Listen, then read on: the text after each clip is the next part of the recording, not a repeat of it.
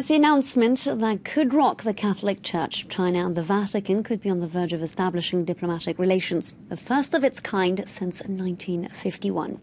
Today in China, only the bishop members of the state-led Patriot Society of Chinese Catholics, whose connections with Rome is forbidden, are officially accepted by the Communist Party. Catholics who turn their backs on the state church and swear allegiance to the Pope are forced to practice their faith in underground churches. But an historic agreement on the appointment of bishops could soon be signed between China and the Vatican. A huge church destroyed in just a few seconds.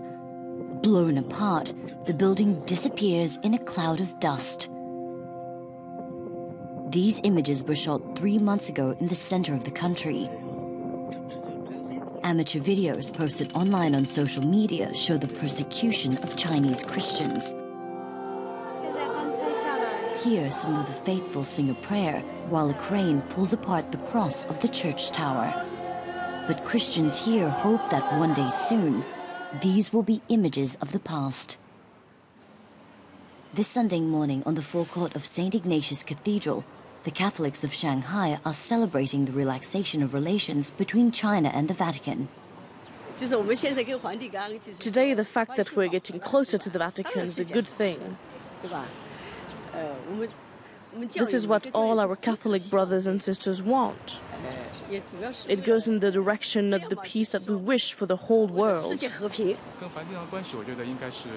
The rapprochement with the Church is a good thing, and in fact, it should already be the case. Why? Because we're all Catholic, so it's only logical.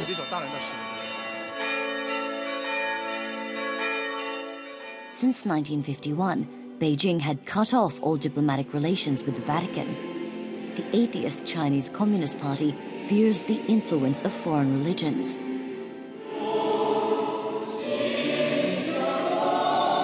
Only the Patriotic Association of Chinese Catholics, a body created by the party to control the church in China, is allowed to appoint bishops. But China and the Vatican may soon be reconciled. In Shanghai, this priest who celebrates Mass with the approval of the authorities is pleased.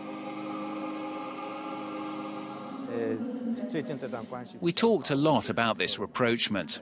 This is something that Chinese Catholics are expecting. It's also something we often pray for. Our relationship is going to normalize, and that's a good thing.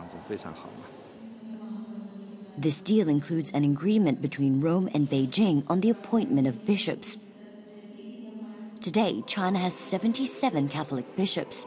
Among them, 53 are recognized by both the Communist Party and the Vatican. 17 are recognized only by the Vatican. 7 only by China. With this agreement, these bishops appointed by Beijing should be recognized by the Vatican. But it's a problem for this diocese here in the country's south, because this bishop, recognized by Rome, will have to give way to a prelate close to the Communist Party. We have a bishop who is recognized by the Church of Rome, and there is also a bishop in the nearby town of Ningde who is recognized by the government, but normally there should only be one bishop per diocese. During a clandestine visit this morning, we had planned to meet the bishop, but it was impossible to interview him. Just before we arrived, he was arrested by Chinese authorities. To prevent someone from coming to interview him, someone from the government came and told him to leave for a while. This subject is sensitive for China's 12 million Catholics. I'm going to church to pray and celebrate Mass. In this poor and remote countryside, almost everyone has sworn allegiance to the Vatican. According to them, the Communist Party cannot have authority over the church. For us Catholics, the Pope is the most important. This parish priest confesses that he feels abandoned by the Church of Rome. He wishes to remain anonymous. It's the Pope who decides, and we follow him because we're his servants. I don't have a choice. If the reconciliation takes place and there's only one authority, I may have to retire sooner. In China, few people dare to publicly denounce this agreement. The most critical voice comes from Hong Kong, where Cardinal Joseph Zen believes that with this deal, the Vatican is selling out to Beijing. They are selling the church, yes. And then all those people who for so many years were faithful to the church, they are suffering persecution just because they don't want to betray their faith.